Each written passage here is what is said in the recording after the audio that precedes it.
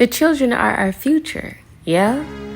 When I think of intellectual wellness, I think of how we explore and we create from childhood into adulthood, and what greater experience than the experience of reading. How we begin to explore different worlds, different words, different languages, but different perspectives, and how those perspectives help us curate who we are over time.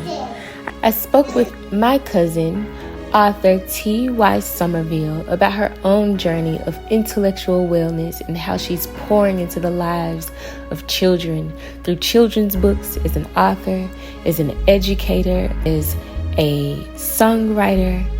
And our principal proposed that we do a project about Memphis. Mm-hmm. So we decided to write a song about the bridges. We hear about London bridges, right, but we never talk about Memphis bridges. Come on, say something. And there are 4 of them, if you don't know. So we did that, and the children were able to perform at the Pure Power race, okay, the BRX. Mm-hmm. And then we also performed at the Celebrate Memphis 200th birthday. And after that, I was like, we need another song. So I wrote a song called Reppin' Memphis 10 with the Bridge City kids. Okay. And now those kids are in middle school and high school.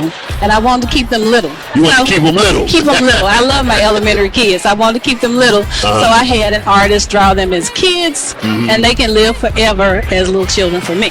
Wow. And we have a great song that goes with the book. Here were some of the takeaways. 1, sowing seeds is important.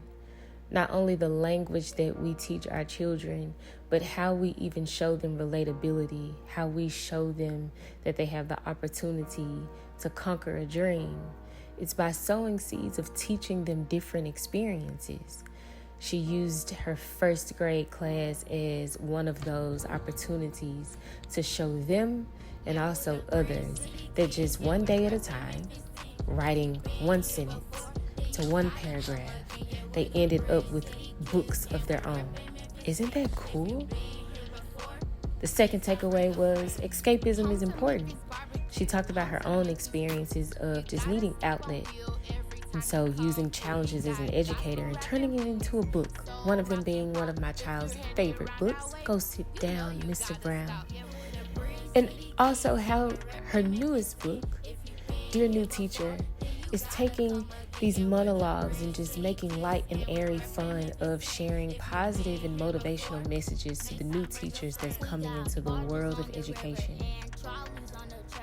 The third takeaway, in order to keep a passion, you may have to start a new one. Finding herself getting burnt out in education, she began to use her own outlet and her own escape in writing. She talked about keeping the image of the Civil Rights Museum in mind in Memphis, Tennessee, where it's the example of pulling someone with you. I thought about my own child and how not only her book has been a part of his life since birth, but how his first author-signed book is by his very own cousin.